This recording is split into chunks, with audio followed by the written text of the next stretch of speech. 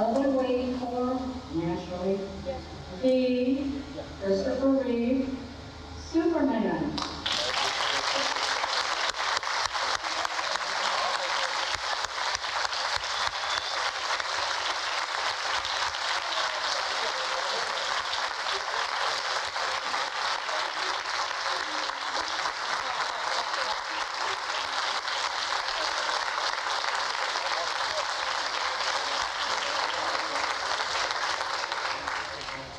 Thank you, everybody. Thank you. It's so nice to get a warm welcome from you, who are the real serious appreciators of all these movies, all four of them, the variety of filmmaking that that represents. And I haven't been to a convention before. This is new for me. And it means a lot because you're not just anybody on the street. You're the people who really know and care about this character and about others like him. And so they expect from you that it means a lot to me. So I'm absolutely open to any questions about all the movies or anything really. We'll probably test my memory, but whatever I don't know, I'll make up. And then you can challenge me, because I'm sure you have more information than I do. But I would love to discuss any and all of this with you guys, so just fire right away. Anybody have? Sir, over the side there. I'll repeat the question.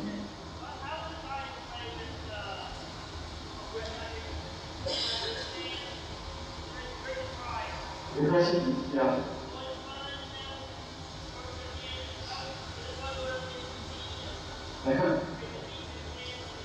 Okay, the question is about Superman 3 and what was it like to work with Richard Pryor and about going up against that machine and stuff.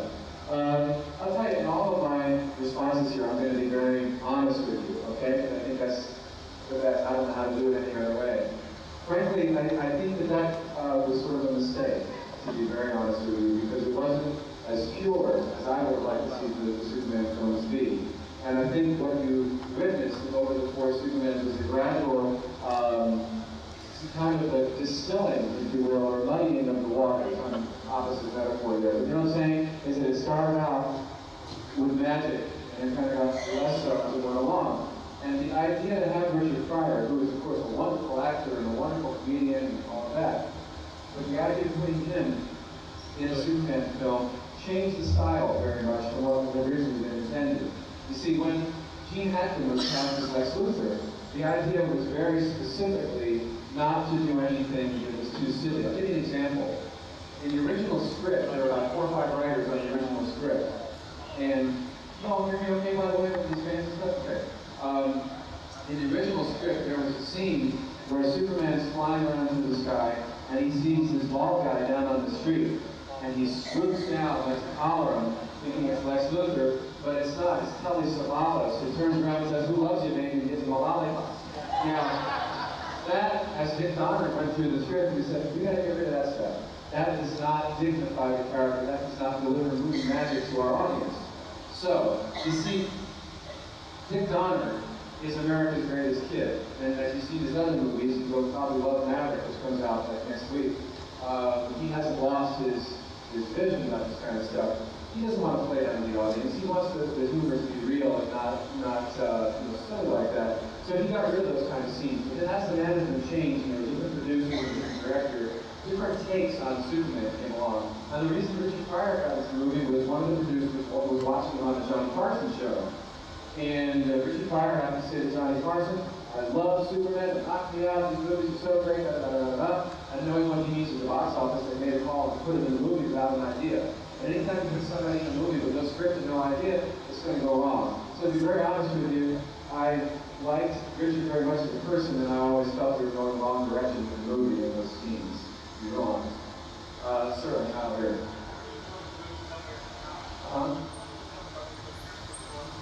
The question is that you enjoyed the movie Somewhere in Time, and what was it like?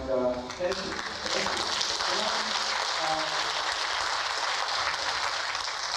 The funny thing people say about cable television is that's where your turkeys come back to haunt you. But it's also the place where an audience that missed a film the first time because it wasn't marketed well, or the timing wasn't right, or whatever. Find your film and give it a second bite. We're standing here in 1994. That movie came out in 1980, and it bombed. Didn't it bomb so bad it left a crater in the street? Vincent Canby in the New York Times said this movie does for screen romance what the Hindenburg did for the original. So, and the movie came and went. And then came Z Channel in Los Angeles. Then came cable. Then came video. And people found the movie. And now, I'm sure some of you may be aware, there is a group called Insight, which is the international network of summer and time enthusiasts, run by Bill Shepard in Covina, California, and they've got thousands of members all over the world, and every year in October, they have a reunion. It's been 3 years now, the fourth is going to be this October, where people come from everywhere and stay at the hotel, the Grand Hotel in Mackinac Island, Michigan, and there's a screening of the movie, and people dress in the period clothes and all of that. And I've been trying for 3 years now to get there. It hasn't worked. This year, I'm going, Jane Seymour's going, the director's going, all of them.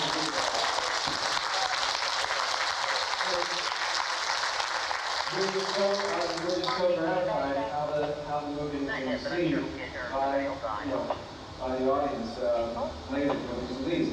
But to answer your question, there's Chris Plummer. And Chris Plummer I found to be witty and charming and very effective. He plays a killer game of tennis.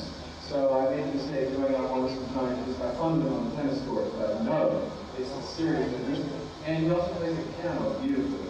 I was intimidated by it at the time, but that shows up on the screen, and that's what you need, because my character feels that way about it. So it wasn't that easy to get to know, but we were so busy having fun on Mackinac Island and enjoying being there. It's like we had gone back in time ourselves while we made the film. And what you see on the screen, that special feeling of warmth that you get when you do that was all really happened in making it. So it was a very romantic time, actually. Yes, right now, yeah.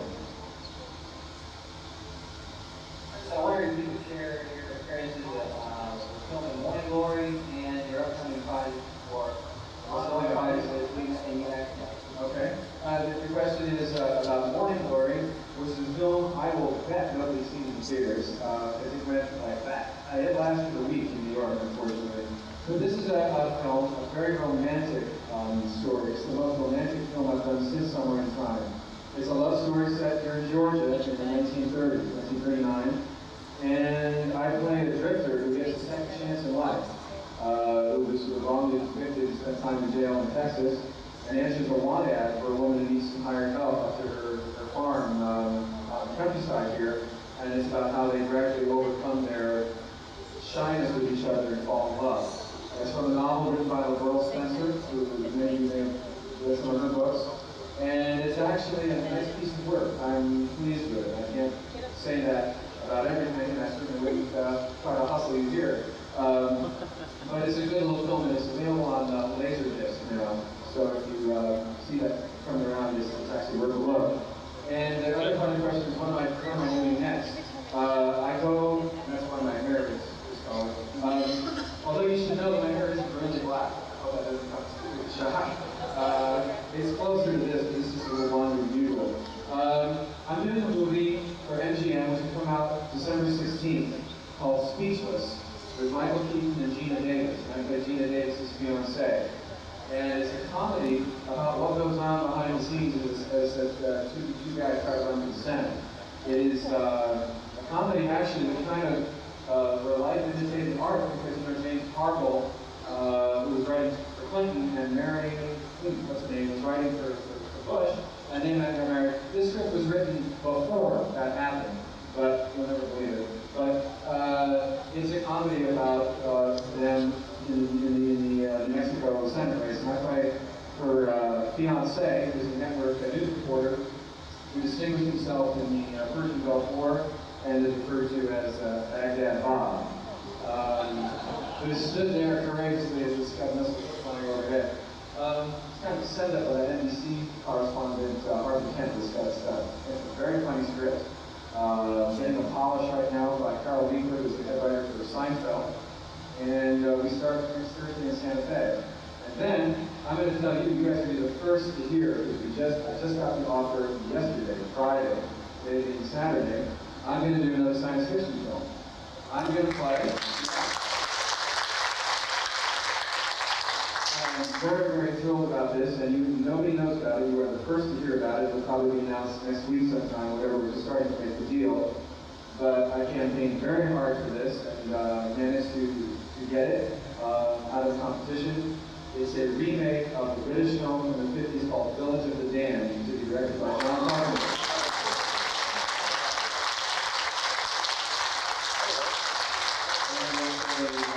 A brilliant script, and of course the children, as you know, these alien children who infiltrate and want to take over the world. In the 50s, they had limited technology for that. It's going to be state-of-the-art animatronics and puppetry going to create these children. It's going to be, a film of the 90s. It's an excellent subject for a remake showing, and I play the father of the main child. So that's hot off the press. That's brand new. Man, sir.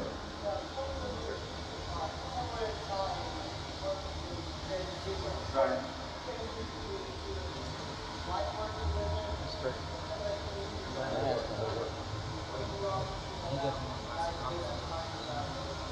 Okay, it's a similar time question again. He was commenting on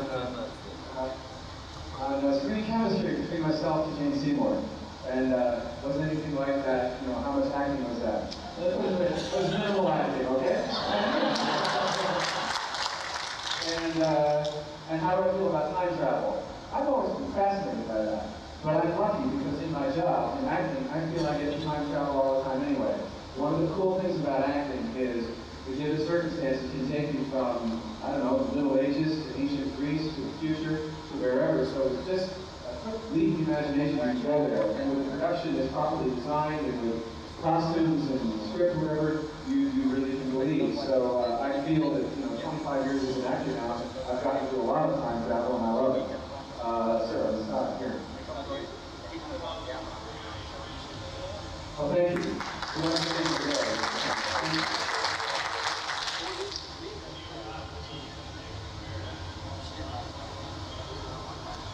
The question was, have Michael Keaton and I got to compare notes actually when we Batman and Superman in the same movie together?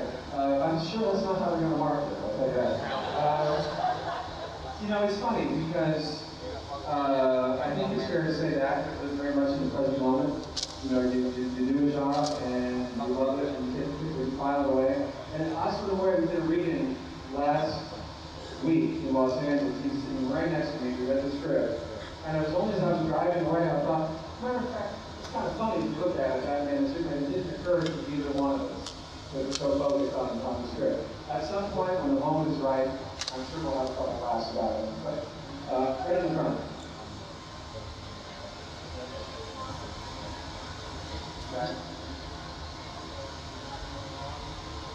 The question is about Williams College, and the reason that comes up is not because I went to Williams College, but at Williams College in the summer is a theater. It's not a summer playhouse. It's really kind of better than that because it's a proper festival where there's instruction, there's seminars, there's 3 stages going, and actors come from all over the country to participate. And I've been fortunate enough to start there when I was a teenager, back in 1968, was my first serious sort of professional experience there. And I've been back for 14 seasons ever since. And I've had a wonderful time. I feel like going back to the theater gives me a chance to connect with a live audience, the satisfaction of telling the whole story at once, the challenge of repeating yourself in performance and scoring deeper is a nice antidote to film where you've got to be really just so, you're just kind of grabbing moments in film. And I like being able to work in both. I was hoping to go back and do a play here this year, but Speechless is going to run through the summer, so hopefully it's going to happen. But, yes, we're camera right there. I have hardly what I have. The question is, did I make $1 billion for the first Superman? No. It was a box lunch and bus fare. I tell you, I would have made more money if I stayed home. I was working in an off-Broadway play. I would have made more money. No, it was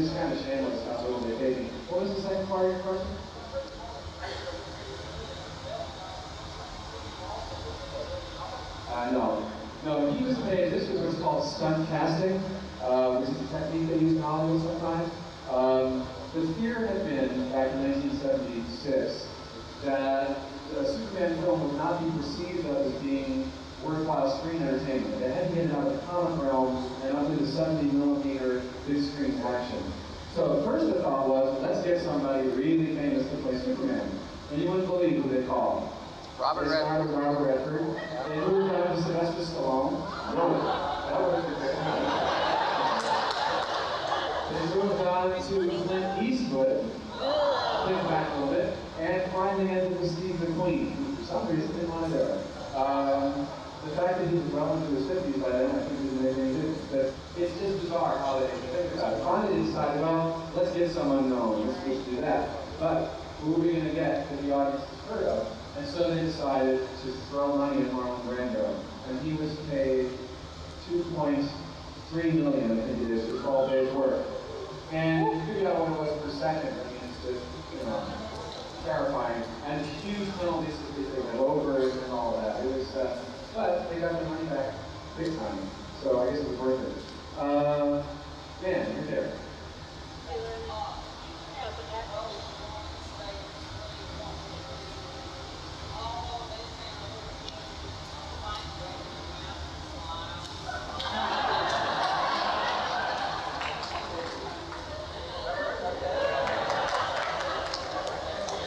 I forgot the question.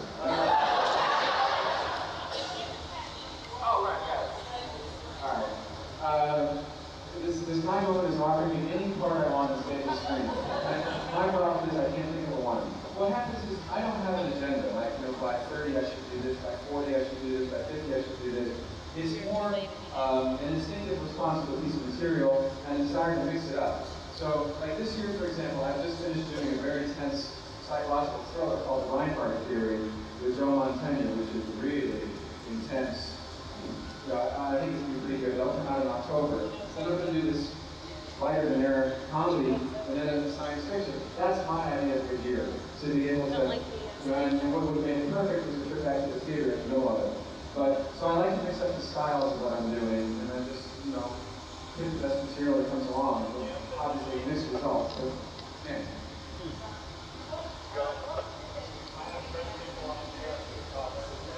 Question is favorite movie that I've been in, or just favorite? Favorite movie that I've been in. I like to think that my favorite movie is going to be one that I'll make somewhere in the future. That keeps me really enthusiastic. And then later, when we meet again here, many years from now, for a retrospective or something, then I can. But I feel I'm a little early for me to. I like pieces of everything that I've done. You know, and I think most actors feel that way. And for different reasons. I think that Superman 1 was a defining moment in actually the history of film because it created a new genre. All the movies that you see now that big screen, from Hook to Addams Family to even the Flintstones to the idea that you to Batman, that you can take comic material and have legitimate actors make flesh and blood portrayals of them in, you know, big screen. That started with Superman, and I'm glad we, you know, made that contribution. I think that practice is a pretty good piece of work. I'm happy with that. And it was an absolute honor, and a personal, just a high moment for me to play the one American in the remains of the day, to represent the American point of view. I was thrilled to be able to do that. There was a second part of the question. The second part was, when I do TV series. I would basically, wherever it comes in, you know, if it's it doesn't make much difference. It just would just be interesting to do. My reservation about television series is they often start out very well with a pilot and the first couple of episodes, and then you get abandoned as the producer goes on to something else and the writer, and so it gradually sinks. And there you are, having signed this 4 or 5 year contract, taking up 8 months of your life every year, if you're lucky.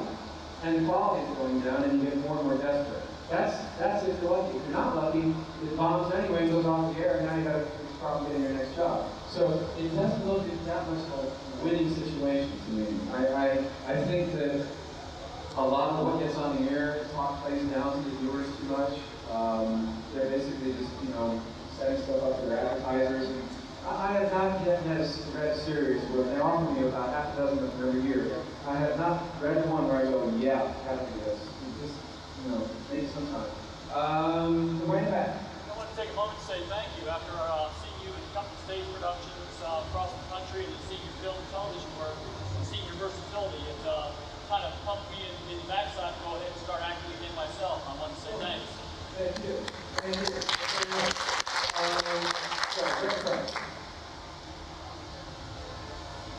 Yes.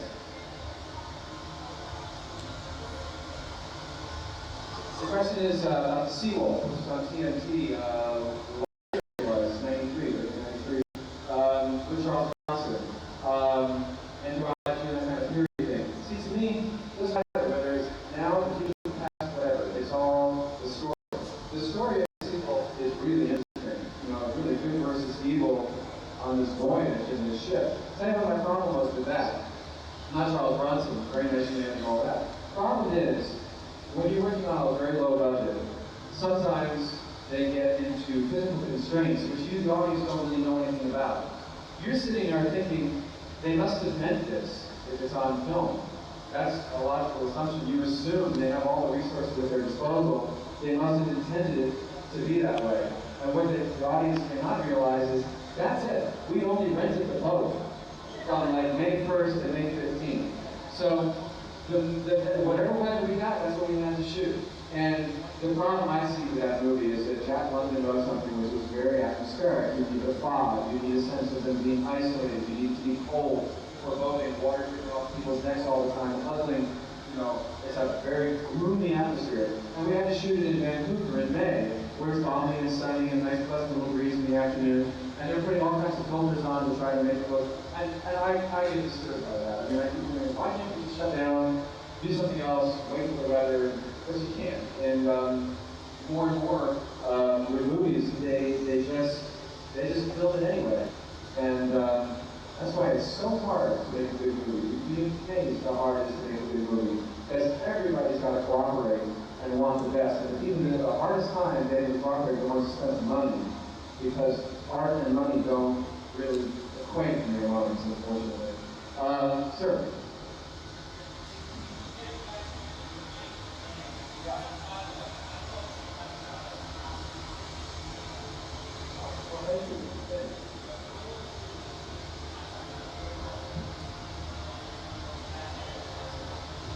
The question is about merchant ivory, and remains to the day. And working on both that and the Bostonian, which is another merchant ivory film I had done 10 years earlier. It's very rewarding to me that I first worked with merchant ivory at a time when they were being wandering minstrels. They were begging and borrowing and cajoling banks into lending them money to make, a $2 million film. The Bostonian was made for about $2 million. And shot for 55 days with actors of his stature, Jessica Tandy and Vanessa Redgrave, Nancy Marchand, etc. The actors who wanted to be there just because of the quality of the material. Now, when I told my agents at the time that I had been offered to lead in the film and wanted to do it, they said, if you do this movie, it is one foot in the grave of your career. And I said, well, I'll have to get married. That's the way it goes. This is what I need to do. This is one of the reasons I became an actor, is to sink my teeth into that kind of material. Anyway, the punchline of the story is, of course, they've had the artistic and commercial success they've had, and now are represented by the very agent that I said that to 10 years ago. So, and of course, he has no memory of that earlier transaction. But now they are that rare commodity of people with real artistic integrity who are finding commercial success. And I, was honored to work with them 10 years ago and honored to work with them again. I hope we'll have another chance in the future. Sir, right here.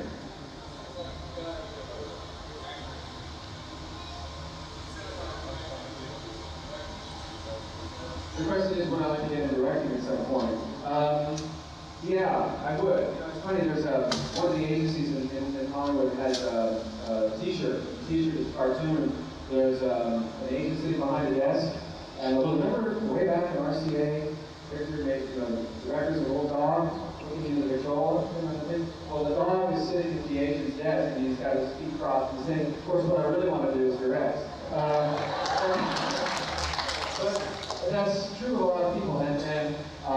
directed some. I've directed in the theater. I've directed second unit a little bit. I was on a movie called The Aviator in Yugoslavia back in 1983. And there was a sequence where Rosanna and I were being attacked by wolves. You know, this wolf chase. And I ended up directing that for various reasons. And I enjoyed it. I used Superman 1 as film school. There was nothing else to do. I was there for so long. It was either to sit in my dressing room and throw darts at the wall, or go out and try to learn something. In fact, I was still shooting Superman on the special effects unit a year after all the principal actors had gone home. I had a nice big party in October 1977, said goodbye to Gene Hackman, goodbye to Terrence Stamp, goodbye to everybody, and I stayed there 1 more year, shooting, flying on the wall and all that. So we get a setup we get a shot about 11 in the morning, another one about 4. And in between, I would go to the cutting room and say, what are you doing? I'd go to the camera park and say, what's this lens versus this lens? I'd ask about the model. So I think what's missing a lot in movies today is they let people direct who don't really understand actors. They may have done a music video, they may have edited, they may have written something, but they don't necessarily know what actors are and how to work with them. They're a little afraid of actors. I think it's an interesting fact that many actors become good directors. Mel Gibson, Jodie Foster, Robert Redford, Warren Beatty, all of them fine directors. And that's because they really care about actors. So I was actually scheduled to shoot to direct a film in Africa this November for Robert Coleman, a movie called The Hunt. But the script hasn't come together as well as I would like. So we're going to push that one back. I'm very excited about the John Carpenter film, and maybe we'll come back to it. But the short answer was yes. Sir, right there.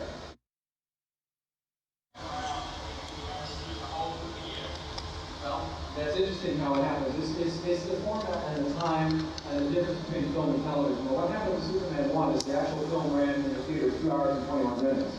But the networks have so many minutes of commercials that they had to make a decision: do we want to make this 3 hours, or can we stretch it into 4? And so what they did, we knew this was happening at the time, there were scenes that were marked for the television version and were put in later. In fact, there's more of Joel Neal in the television version. There's more of On the Train. There's more of Jor-El. There's more of the Daily Planet. And I think you're just looking at the networks needing to make their revenue. They're trying to stretch the movie out as long as they can. When they have an event movie like a Superman, they tend to add scenes. Movies in the theater, because people are getting used to shorter and shorter pieces. The movies are starting to run like 93 minutes, 95 minutes in the theater. You pay your $7.50, get this short little movie. Sure is. But on TV, they're still long. Sir, what happened?